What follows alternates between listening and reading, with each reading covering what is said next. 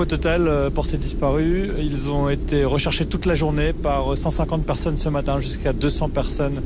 au pic de la journée, avec des agents, des ambulanciers, des pompiers, également l'armée qui a été dépêchée sur place pour tenter de retrouver notamment un couple qui avait été sur son balcon au moment où la crue s'est abattue sur ce village de 1000 habitants qui est situé à 700 mètres d'altitude en montagne donc, et ce couple est bien appelé à l'aide. Malheureusement, l'hélicoptère des pompiers est arrivé trop tard pour les secourir et ils ont été emportés. Il y a également une personne âgée qui a été emportée et qui a été retrouvée. Pour le coup, son corps a été retrouvé, donc pour l'instant le bilan est de 1 mort ici dans ce village, mais vous imaginez bien que dans un village si peu peuplé, avoir déjà 5 personnes disparues, c'est un bilan qui est malgré tout très lourd pour les habitants. On a rencontré tout à l'heure justement un monsieur qui habite ici, qui est âgé de 78 ans et qui a une maison secondaire dans ce village depuis plus de 36 ans. Et il nous a dit que c'était la première fois qu'il voyait de tels dégâts ici. Évidemment, une crue de cette rivière qui traverse le village, il l'a déjà connue, mais avec de tels dégâts, c'était la première fois qu'il voyait ça. Je vous propose d'écouter son témoignage. Il répondait aux questions de Julie Rosaire. Hier, c'était un véritable désastre. La crue, l'eau arrivait de ce côté-là, et puis de l'autre côté de la route, sur l'ancienne route,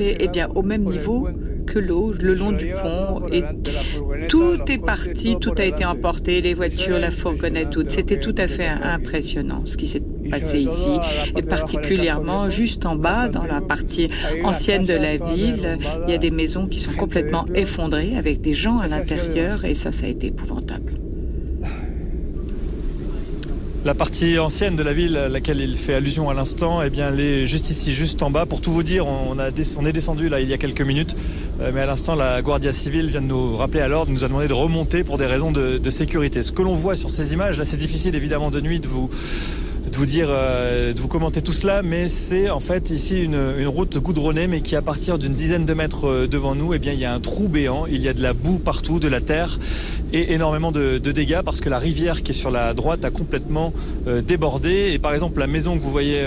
en face, je pense qu'on la voit à l'image, il y a des étais qui ont été déposés parce qu'il a littéralement, on va le voir maintenant, il y a littéralement un trou dans le mur de cette maison qui a été provoqué par le déferlement de cette vague avec ces roches, avec cette boue qui a déferlé à une vitesse assez folle selon les témoignages des habitants. Et donc il y a déjà des premières réparations qui ont tenté d'être effectuées sur ces maisons, mais toutes les maisons que vous voyez derrière, elles sont toutes vides ce soir parce que complètement inhabitables, remplies de boue au niveau du rez-de-chaussée.